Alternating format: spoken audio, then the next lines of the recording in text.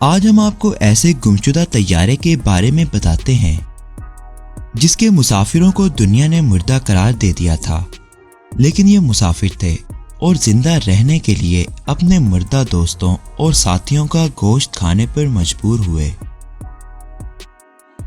جی ہاں، یہ سچا واقعہ 1972 میں پیش آیا تھا۔ جنوبی امریکہ کا ایک ملک یوروگوائے کے کالج کے لڑکے رگبی کا میچ کھیلنے اپنے رشتہ داروں اور عزیزوں کے ساتھ ہمسایہ ملک چلی جا رہے تھے۔ 13 اکتوبر 1972 کی شام کو جہاز نے ارجنٹائن کے ایک مقامی ایئرپورٹ سے پرواز شروع کی۔ جہاز کی منزل چلی کا دارالحکومت سین ڈی ایگو تھی اور اس میں 45 مسافر سوار تھے۔ جہاز کو ایک پہاڑی سلسلے اینڈیز کے اوپر سے گزرنا تھا۔ یہ پہاڑی سلسلہ 23,000 فٹ تک بلند ہے، لیکن موسم کی خرابی اور پائلٹ کی غلطی کے باعث جہاز ایک چٹان سے ٹکرانے کے بعد انتہائی برفانی چوٹی پر کریش کر گیا۔ شدید برفانی طوفان کے باعث پائلٹ کو چوٹی نظر نہ آئی تھی اور یہ حادثہ پیش آیا۔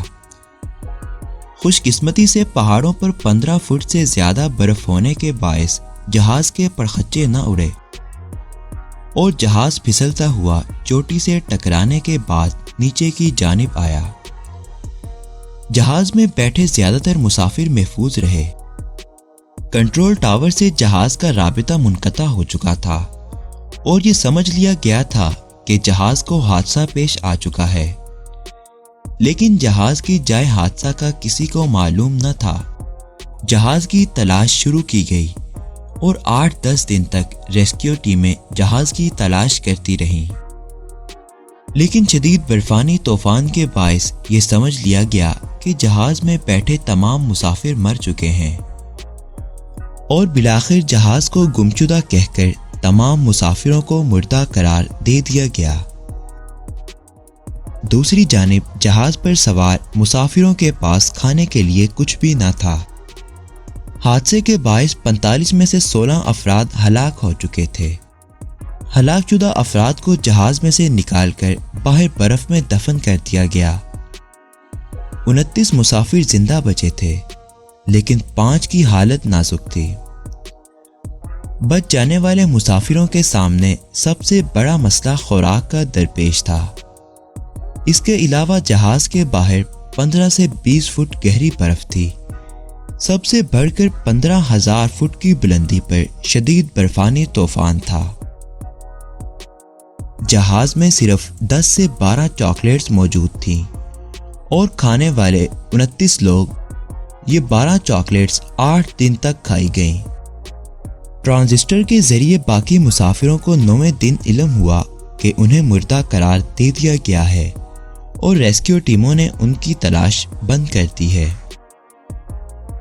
بھوک کی وجہ سے ان مسافروں کا برا حال تھا اور جب یہ علم ہوا کہ اب ان کی امداد کو کوئی نہ آئے گا تو تمام مسافر شدید پریشانی کا شکار ہو گئے۔ مزید 3 دن تک مسافروں نے انتظار کیا، لیکن اب بھوک کے باعث ان کا برا حال تھا۔ آخرکار ان مسافروں نے فیصلہ کیا کہ جو لوگ مر چکے ہیں ان کا گوشت کھا لیا جائے۔ ان مسافروں نے ایک دوسرے سے یہ بھی وعدہ کیا کہ اگر ان میں سے کوئی مر جائے گا تو باقی لوگ اس کا گوشت کھا سکتے ہیں۔ یہ مفلوق الحال مسافر شدید بیچارگی کے عالم میں 72 دن یعنی 2.5 ماہ تک اس برفانی جہنم میں رہے۔ شدید برفانی طوفان، بھوک، کمزوری اور بیماریوں کے باعث 29 لوگوں میں سے صرف 16 لوگ زندہ بچے، جبکہ 13 لوگ حادثے کے بعد ہلاک ہوئے۔ ان 16 لوگوں میں سے 2 بہادر نوجوانوں نے 20,000 فٹ سے زائد اونچا پہاڑ عام جوتوں اور کپڑوں میں عبور کیا اور نزدیک ترین قصبہ جو کہ 60 کلومیٹر دور تھا میں جا کر مدد حاصل کی۔ اور یوں ان لوگوں کو 24 دسمبر 1972 کو نئی زندگی ملی۔ یہ 16 لوگ آج بھی دنیا بھر میں بہت مشہور ہیں۔ دنیا بھر میں اس واقعے کو انسانی تاریخ کی سب سے بڑی بقا کی کہانی کہا جاتا ہے۔ بعد میں اس واقعے پر فلم بھی بنائی گئی جس کا نام الائیو تھا، اور اس پر اشفاق حسین نے ایک کتاب برف کے قیدی بھی لکھی تھی۔